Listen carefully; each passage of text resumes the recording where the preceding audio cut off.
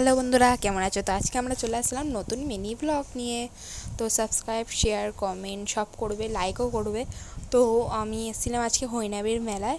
তো রথের মেলা, কিন্তু রথের মেলা তো আমরা ফার্স্টে গেলাম এখানটায়।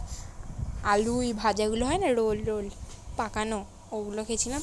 আগে কত বড় ছিল, আমরা পৌষ মেলা থেকেই খেয়েছিলাম, অনেক বড় ছিল। এখন জানি না কেন অনেক ছোট হয়ে গেছে। দেখো, খেতে কিন্তু খুব সুন্দর হয়। আমি একটা একটা করে কামড়ে কামড়ে লোকজনকে দেখছিলাম, প্রচুর অদ্ভুত সেজেছিলাম। আমাকে আজকে ভালো লাগছিল না। দেখো, আমার বাবাও খাচ্ছে চপচপ করে, আমিও খাচ্ছি। এখানটা আমি একটা জিনিস কিনবো বলে এসেছিলাম, ডায়েরিটা প্যাটার্ন দিয়ে খুলতে হয়। আমি ওখানটা কিনেছিলাম 100 টাকা দাম। আমার বিটিএস একদম সহ্য হয় না, তাই জন্য আমি অন্য একটা কার্টুনের কিনলাম। বিটিএসে ছিল ছোটো ছোটো, 80 টাকা দিয়ে।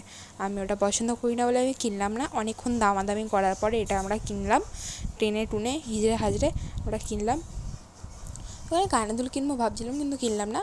তারপরে কিছুক্ষণ বাদে আমার মা বাবা বই কিনতে গেল। আমি ভূতের বই স্কুলে বসে বসে পড়ি টিফিন টাইমে, তাই জন্য গেল। এখানটা অনেক গ্লাস ছিল, অনেক কিছু ছিল। এখানে গ্লাস ফ্লাস সব কিনেছে এরা।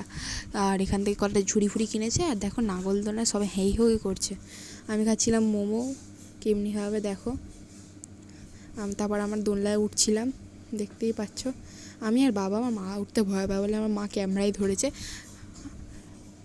দেখো, এবার স্টার্ট হয়েছে। আমি ওখানে বসে আছি।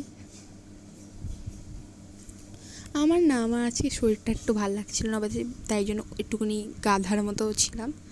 তো আমাদের অনেক কটা রাউন্ড ঘুরেছে এটাতে। 60 টাকা হয়ে গেছে, আগে ছিল 50 টাকা। তারপরে পাপড়ি চাটও ছিল, 60 টাকা হয়ে গেছে।